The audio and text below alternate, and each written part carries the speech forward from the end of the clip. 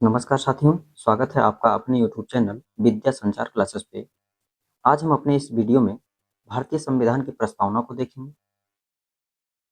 आइए शुरू करते हैं। उद्देशिका या प्रस्तावना। उद्देशिका को ही क्या कहा जाता है? प्रस्तावना कहा जाता है। पंडित जवाहरलाल नेहरू द्वारा संविधान सभा में 13 दिसंबर 1946 को उद्देश्य प्रस्ताव प्रस्तुत किया गया था। 22 जनवरी 1947 को उद्देश्य प्रस्ताव को संविधान सभा द्वारा अंगीकृत किया गया, अर्थात अपना लिया गया। दोनों क्वेश्चन इंपॉर्टेंट है कि पंडित जवाहरलाल नेहरू ने संविधान सभा में उद्देश्य प्रस्ताव कब प्रस्तुत किया? तो 13 दिसंबर 1946 को। और कब इसे स्वीकार कर लिया गया संविधान सभा द्वारा? तो 22 जनवरी 1947 को। आगे देखते हैं। 42वें संविधान संशोधन अधिनियम 1976 द्वारा उद्देशिका में समाजवाद, पंथ निरपेक्ष और अखंडता शब्द जोड़े गए, क्योंकि मूल जो प्रस्तावना बनी थी, शुरू में जो उद्देशिका बनाई गई थी, उसमें समाजवाद, पंथ निरपेक्ष और अखंडता शब्द नहीं थे। अगला देखते हैं। भारतीय संविधान की उद्देशिका ने भारत को संपूर्ण प्रभुत्व संपन्न, समाजवादी, पंथ निरपेक्ष, लोकतंत्रात्मक गणराज्य के रूप में घोषित किया है। और आगे देखते हैं। प्रस्तावना में 3 प्रकार के न्याय दिए गए हैं। कौन कौन से हैं? सामाजिक न्याय, आर्थिक न्याय और राजनीतिक न्याय। प्रस्तावना में 5 प्रकार की स्वतंत्रता दी गई है। विचार की स्वतंत्रता, अभिव्यक्ति की स्वतंत्रता, विश्वास की स्वतंत्रता, धर्म की स्वतंत्रता और उपासना करने की स्वतंत्रता। 2 प्रकार की समानता दी गई है, प्रतिष्ठा और अवसर की समानता। 1 प्रकार का भ्रातृत्व दिया गया है। क्या दिया गया है? भ्रातृत्व दिया गया है। तो पूछा गया क्वेश्चन है कि कितने प्रकार के न्याय है, कितने प्रकार की स्वतंत्रता है, कितने प्रकार की समानता है। तो आप लोग इसको देखिएगा बार बार, तो याद हो जाएगा।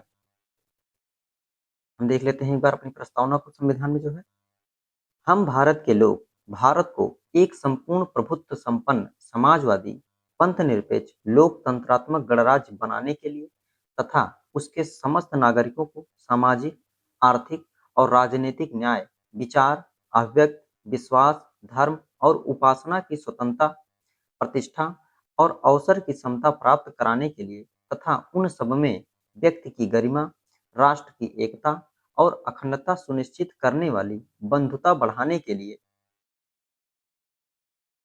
दृढ़ संकल्प होकर अपनी इस संविधान सभा में आज 26 नवंबर 1949 को एतद द्वारा इस संविधान को अंगीकृत, अधिनियमित और आत्मार्पित करते हैं।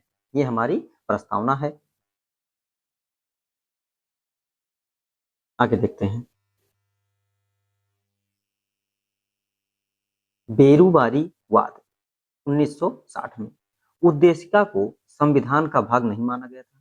इस केस में क्या हुआ था कि उद्देशिका जो है हमारी प्रस्तावना, उसको संविधान का भाग नहीं माना गया था। फिर है गोलकनाथ बनाम पंजाब राज्य 1967। इसमें प्रस्तावना को संविधान की मूल आत्मा कहा गया। क्या कहा गया इसमें? इस केस में संविधान को, प्रस्तावना को संविधान की मूल आत्मा कहा गया। अगला है केशवानंद भारती बनाम केरल राज्य 1973 वाद। ये इंपॉर्टेंट है, याद रखिएगा इसको। प्रस्तावना को संविधान के भाग के रूप में स्वीकार किया गया। इसी केस में प्रस्तावना को संविधान के भाग के रूप में स्वीकार किया गया। किस केस में संविधान के भाग के रूप में स्वीकार नहीं किया गया था? वो बेरूबारी वाद था। और किस में स्वीकार किया गया? केशवानंद भारती बनाम केरल राज्य में 1973 में। आगे देखते हैं। बोम्मई बनाम यूनियन ऑफ इंडिया वाद 1994 में। इसमें क्या हुआ? उच्चतम न्यायालय ने यह अवधारणा पुनः स्पष्ट कर दी दोबारा कि उद्देशिका अर्थात प्रस्तावना संविधान का एक भाग है तथा पंथ निरपेक्षता संविधान का मूल लक्षण है। जो उसने केशवानंद भारती बनाम में कहा था कि संविधान, प्रस्तावना संविधान का भाग है, उसी को इसमें दोहराया गया। उद्देशिका की जो प्रकृति है न्याय योग्य नहीं है, अर्थात इसके लिए हम किसी उच्च न्यायालय में नहीं जा सकते हैं इसको परिवर्तित कराने के लिए।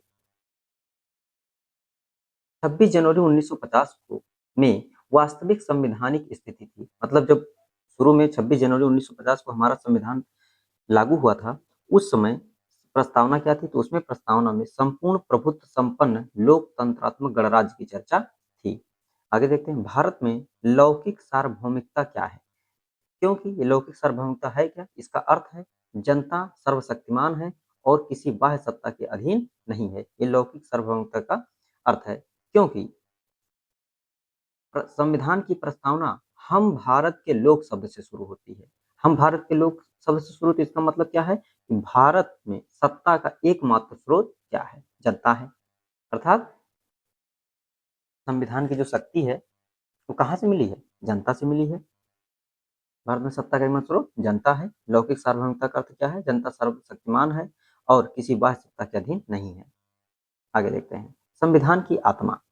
किसने कहा संविधान की आत्मा को, मतलब किसे कहा जाता है आत्मा? ये प्रस्तावना को संविधान की आत्मा कहा जाता है। किसने कहा था? पंडित ठाकुरदास भार्गव ने प्रस्तावना को संविधान की आत्मा कहा है। आगे देखते हैं, के मुंशी के अनुसार उद्देशिका को राजनीतिक जन्मपत्री कहा है। के मुंशी ने उद्देशिका को, प्रस्तावना को राजनीतिक जन्मपत्री कहा है। सुभाष कश्यप ने क्या कहा है? संविधान शरीर है तो प्रस्तावना उसकी आत्मा है। प्रस्तावना आधारशिला है तो संविधान